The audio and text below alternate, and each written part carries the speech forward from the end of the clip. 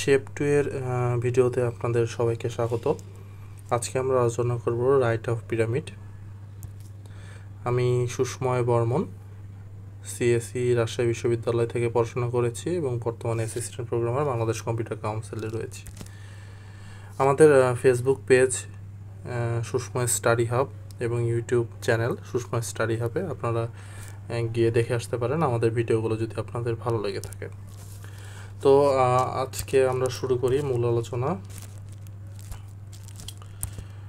প্রথমে আমরা যেটা আলোচনা করব সেটা হচ্ছে আমরা আসলে শেপ কেন শিখব। আমরা পূর্ব ভিডিওতেও বলেছি যে শেপ আসলে আমাদের লুপের উপর কন্ট্রোল নিতে শেখায়।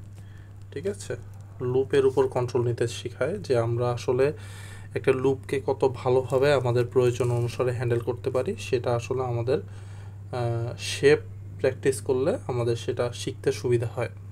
তো আমরা যদি বেশি বেশি করে বিভিন্ন ধরনের শেপ প্র্যাকটিস করি তাহলে সেক্ষেত্রে আমাদের এই ডাবল লুপের যে বিষয়গুলো সেগুলো সলভ হবে। তাছাড়া পাশাপাশি যদি কেউ 2D সর্টিং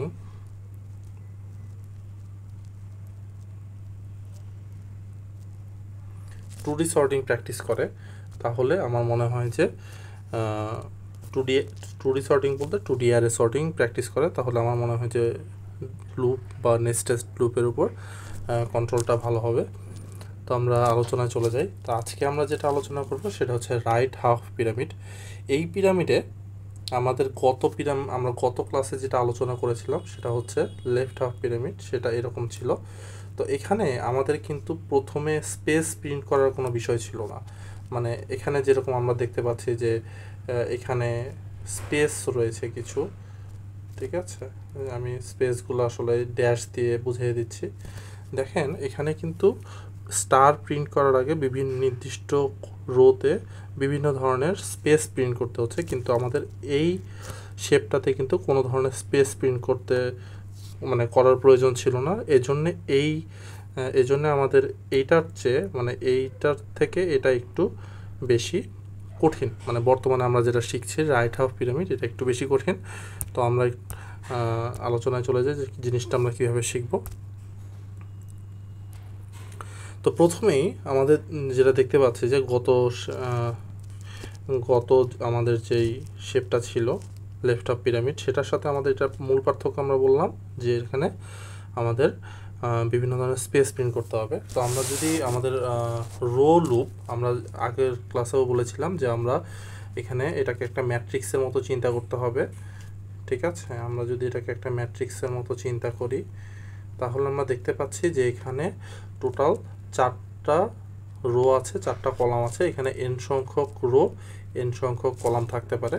তো আমরা এই রোয়ের জন্য যে ভ্যারিয়েবলটা নিব সেটা হচ্ছে i, আর কলামের জন্য যে ভ্যারিয়েবলটা নিব সেটা হচ্ছে j। আচ্ছা, তো এখন আমরা যদি দেখি যে আমাদের রো নাম্বার 1 নাম্বার রোয়ের জন্য আমরা যদি দেখি তাহলে আমাদের এখানে টোটাল কতগুলো কলাম প্রিন্ট হচ্ছে। আমরা যদি দেখি যে রো নাম্বার 1 এটার জন্য আমাদের কলাম প্রিন্ট হচ্ছে 1 2 3 4। আচ্ছা, যদি আমরা রো নাম্বার 2 এর কথা চিন্তা করি তাহলে আমরা দেখব যে এখানে 1 2 3 4। ঠিক আছে, আমরা যদি এখানে চিন্তা করি যে রো নাম্বার 3 তাহলে আমরা দেখছি এখানে 1 2 3 4। আচ্ছা, তারপর যদি আমরা চিন্তা করি রো নাম্বার 4 এর জন্য তাহলে আমরা দেখছি যে এখানে 1 2 3 4, অর্থাৎ এখানে যতগুলো রো আছে রো নাম্বার যত, ঠিক ততগুলোই কলাম প্রিন্ট হচ্ছে। এই যে আমাদের এই শেপটাতে কিন্তু কলামের সময় এই পরবর্তী এই জায়গার ডাটাগুলো প্রিন্ট করার প্রয়োজন ছিল না। এই জন্য আমরা গত ক্লাসে বলেছিলাম যে এখানে রো নাম্বারের সাথে কলাম নাম্বারের লিমিটার একটা সম্পর্ক আছে। কিন্তু এখানে যে আমরা দেখতে পাচ্ছি যে রো নাম্বার যতই হোক না কেন আমাদের কলাম সংখ্যা কিন্তু সবসময় এই যত টোটাল রোয়ের যে সংখ্যা এই পরিমাণে হচ্ছে। অর্থাৎ আমি যদি n সংখ্যক রো চিন্তা করি যে n হচ্ছে রো নাম্বার, n সংখ্যক রোজ আছে, তাহলে আমাদের প্রত্যেকটা রোতে আমাদের n সংখ্যক কি হবে, n সংখ্যক কলামও হবে। ঠিক আছে, তাহলে আমাদের প্রত্যেকটা রোতে আমাদের কতগুলো কলাম হবে, টোটাল নাম্বার অফ রোজটা হবে। তাহলে আমরা যে কলামের জন্য যেই লুপটা করব সেটার জন্য আমাদের লিমিট কি হবে, সেটার জন্য লিমিট হবে এনটা আসলে কি ছিল, নাম্বার অফ রোজ। ঠিক আছে, আচ্ছা এবার আমরা যেটা নিয়ে আলোচনা করব সেটা হচ্ছে আমাদের এই স্পেস আসলে কিভাবে প্রিন্ট করতে হয়। স্পেস প্রিন্ট করার জন্য আমাদের দেখতে হবে যে আসলে আমরা কত নাম্বার রোতে আছি আর হচ্ছে কত নাম্বার কলামে আছি। তো এখানে আমরা দেখি যে আমরা আসলে কত নাম্বার রোতে আছি। প্রথমে দেখি যে এখানে প্রথমে আমাদের 1 নাম্বার রোতে আছি। এখানে আমরা 1 নাম্বার রোতে আছি। 1 নাম্বার রোতে কিন্তু 1 2 3 তিনটা স্পেস প্রিন্ট করা হয়েছে। 2 নাম্বার রোতে কতগুলো স্পেস প্রিন্ট করা হয়েছে, 1 এবং 2। 3 নাম্বার রোতে কতগুলো স্পেস প্রিন্ট করা হয়েছে, একটা। এবং সর্বশেষ যে রোটা 4 নাম্বার, সেটার জন্য কিন্তু কোনো স্পেস প্রিন্ট করা হয়নি। তাহলে এখানে আমরা একটা প্যাটার্ন যদি একটু বের করার চেষ্টা করি যে আসলে আমরা কত নাম্বার রোতে কতগুলো স্পেস প্রিন্ট করব, সেটা যদি বের করার চেষ্টা করি, আমি আপনাদের 2 সেকেন্ড সময় দিচ্ছি, আপনারা একটু পজ করে চিন্তা করে দেখতে পারেন যে আসলে আমরা কতগুলো কলাম প্রিন্ট করব পার রোতে, রো নাম্বারের উপর ডিপেন্ড করে। ওকে, তো এখন আমরা দেখি যে আমরা বলেছিলাম যে নাম্বার অফ রোজ মানে প্রত্যেকটা রোতে টোটাল নাম্বার অফ রোজের সমান কলাম প্রিন্ট হবে। অর্থাৎ প্রথম রোতেও 4টা কলাম প্রিন্ট হবে, দ্বিতীয় রোতেও 4টা কলাম প্রিন্ট হবে, তৃতীয় রোতেও 4টা, চতুর্থ রোতেও 4টা। এটা আসলে নির্ভর করে না যে রোয়ের উপর কি, কিন্তু রোয়ের উপর নির্ভর করে কোনটা, স্পেস এবং স্টার প্রিন্ট করার বিষয়টা। তো আমরা দেখেছিলাম যে এন হচ্ছে নাম্বার অফ রোজ। তো এখানে আমরা জানি যে এন এর মানটা কত, এন এর মানটা হচ্ছে 4। ঠিক আছে, তাহলে আমরা যদি স্পেসের কথা চিন্তা করি, আমরা যদি স্পেস জিনিসটার কথা চিন্তা করি, তাহলে আমাদের দেখা যাচ্ছে যে আমাদের আই এর মান যখন 1, তখন আমাদের স্পেস হচ্ছে কয়টা, স্পেস হচ্ছে 3টা। আই এর মান যখন 2, আচ্ছা আমি একটু ছোট করে লিখি, 1 মিনিট।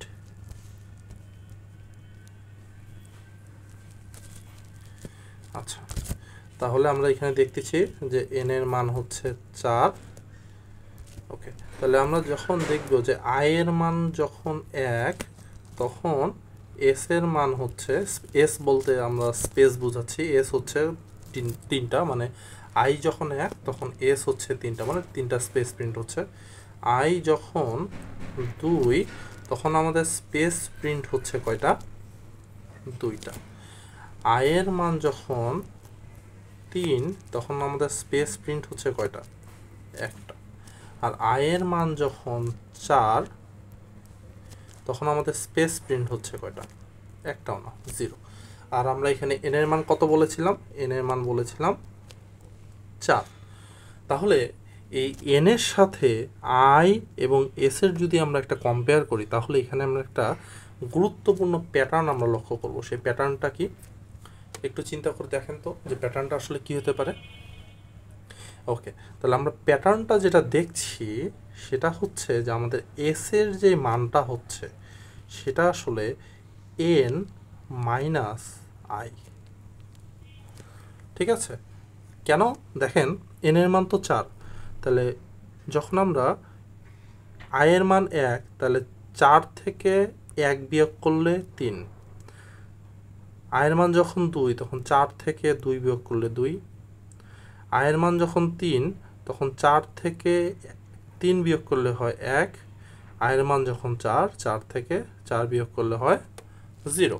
তার মানে আমরা এস এর মানটা আসলে কি পাচ্ছি, এস এর মানটা পাচ্ছি এন মাইনাস আই। অর্থাৎ প্রত্যেকটা রোতে কতগুলো স্পেস প্রিন্ট হবে সেটার কন্ডিশনটা কিন্তু আসলে এই সেটার কন্ডিশনটা কিন্তু আসলে এই s equal to n minus আইতেই রয়েছে। তাহলে আমরা স্পেসের কন্ডিশনটা আমরা বুঝে গেলাম। তাহলে আমরা একটু নেক্সট স্লাইডে গিয়ে আমরা দেখে আসি যে এই যে এখানে দেখেন এই অংশটা, এই প্রথম যে লুপটা, এই লুপটা কিন্তু স্পেসের জন্য প্রিন্ট করা হয়েছে, আর দ্বিতীয় যে লুপটা এটা কিন্তু স্টার প্রিন্ট করার জন্য হয়েছে। ঠিক আছে, তাহলে দেখেন এখানে যে প্রথম যে লুপটা, এই লুপটা মানে প্রথম লুপটা বলতে যে রোয়ের লুপের ভিতরে দুইটা লুপ রয়েছে, একটা লুপ হচ্ছে স্পেস প্রিন্ট করার জন্য, একটা লুপ হচ্ছে স্টার প্রিন্ট করার জন্য। তো যেটা স্পেস প্রিন্ট করার জন্য সেটার যে কন্ডিশনটা সেটা দেখেন যে রোজ মাইনাস আই। তাহলে এখানে রোজটা কি আসলে?